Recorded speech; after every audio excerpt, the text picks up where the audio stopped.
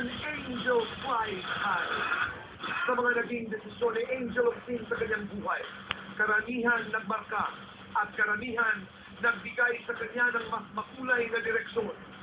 2007, sa paglipat niya sa ABS-CBN, humarap man sa batikos at intriga, pinanatili lamang niya ang pagpupursigi at pagsisipag sa trabaho na ngayon umaani ng papuri sa kanyang mga kasabayan. Panindigan ko po ito. Nagpabubutihan ko po yung trabaho. At matapos ang 2 taon, unti-unti at patuloy na nasusuklian ng swerte ang buhay ni Angel. Una, ang teleseryeng Lobo, nanalo sa telenovela category sa 30th Fans World Television Awards na ginanap sa Canada. Yun lang yung nakapasok sa Pilipinas talaga yung iba guys. Proud ako. Kasi dugot pawis namin yun eh. Ikalawa, ang kanyang pamamayagpag bilang dekalibreng aktres sa primetime dahil sa patuloy na pagkapanalo ng Only You sa buong Pilipinas. Salamat ako. Sa tao yun. Dahil nagugustuhan niya yung show.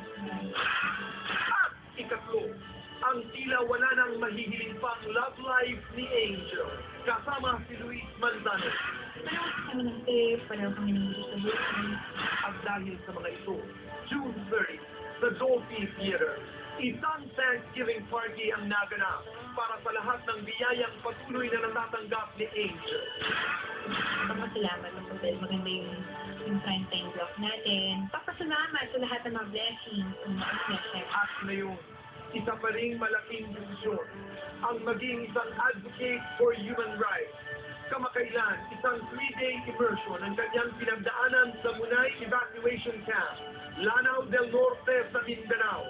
Ang dahilan para kamustahin ang kalagayan ng mga kababayan noong naging biktima ng giyero. Kasi nila, ang lang siya. Dahil sabihin, mawala siya ng